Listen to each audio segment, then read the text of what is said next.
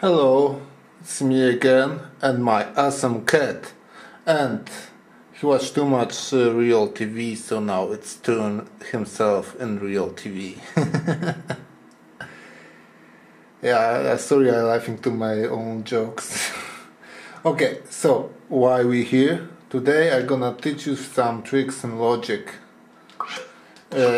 You might wonder why there's no permanent switch or set reset switch. Well, you can quickly use substitutes for them. I'm gonna teach you how you can make them. Thanks to some real magic possibilities of the counter. Let's place it here. Oh, I can't reduce it. Okay. We're gonna shrink it. As you can see, you can every time you can shrink, so it looks nice. Now, what is magical about this? Set this to 1 and it's become permanent switch. Yep, just check this out. So we plug to the light, we plug one button here.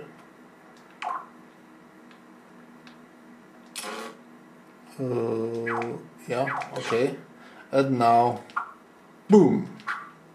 And it stays like permanent switch, and you can't do anything else. So this is permanent switch. Now, how to do set reset?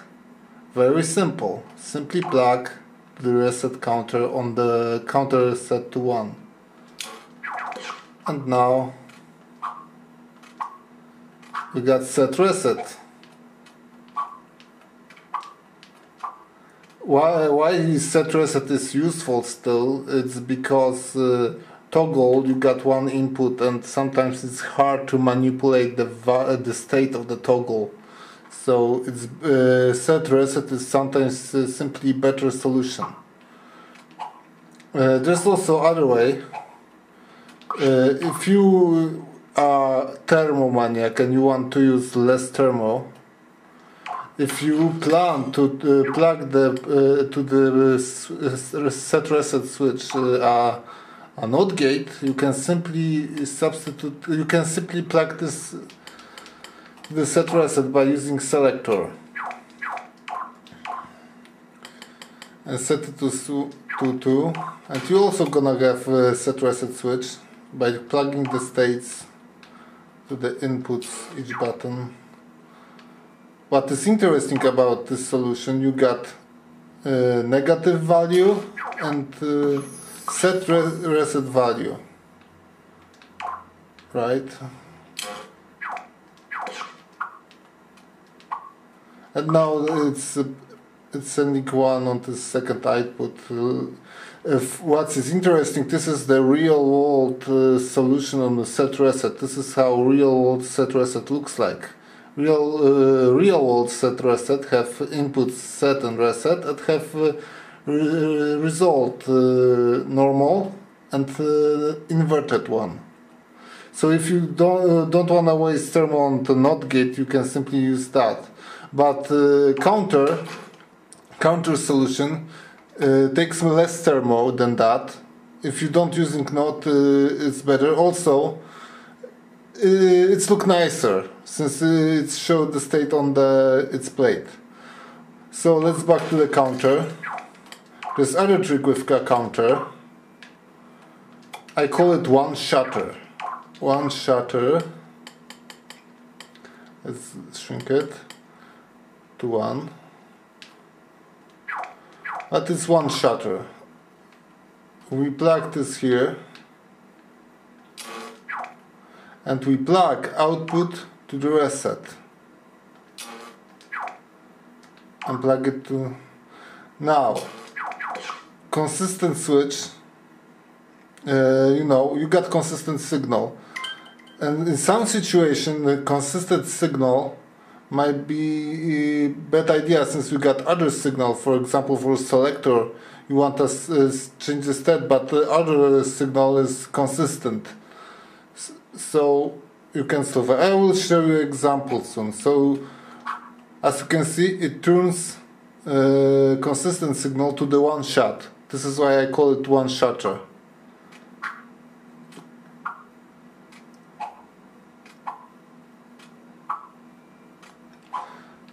So I'll show you example what this really solves.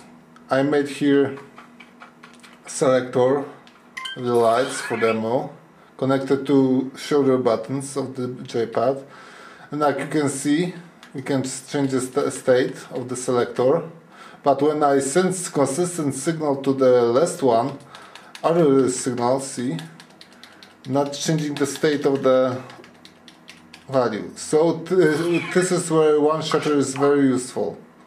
Simply we're gonna displug this stuff. Oh wait. Okay. Let's take one shutter. Gonna make 4 one shutters.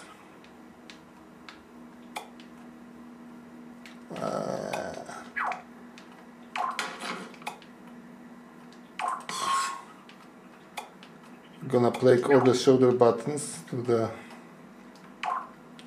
one shutters. This is when the one shutters is very useful.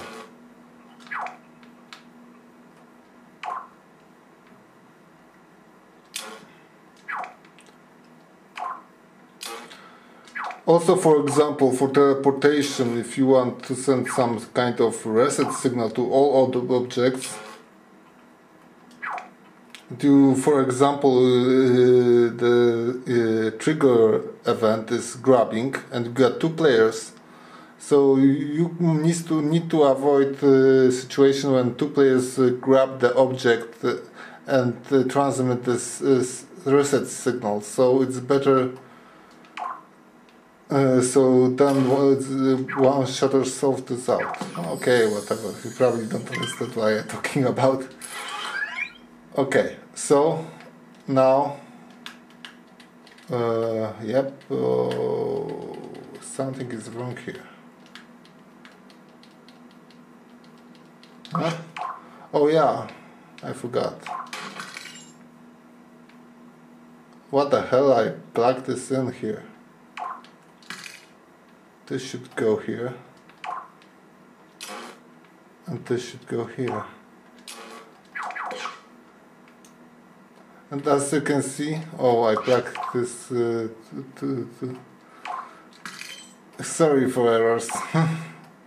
So now when I got other, I can change the state on real what I press, so you can avoid the situation where players press the button and such, change the state. See, I can change state whatever I holding the button. This is when one shutter is useful. So I got some trick. I show you some interesting thing.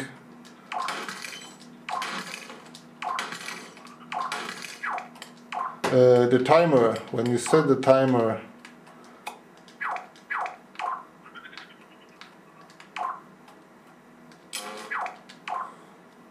to the directional, let's not use the D-pad since the D-pad not working on.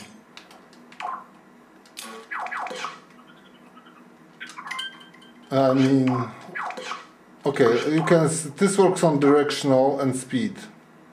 The difference between the speed is the fact that it will detect analog signal. Yep, we got analog signal selector.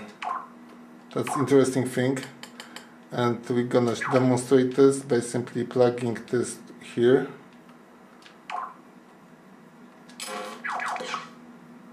And you can control dim of the light. So I think 10 minutes left, so this is it for now. Maybe I make another video with more tricks soon. So stay tuned.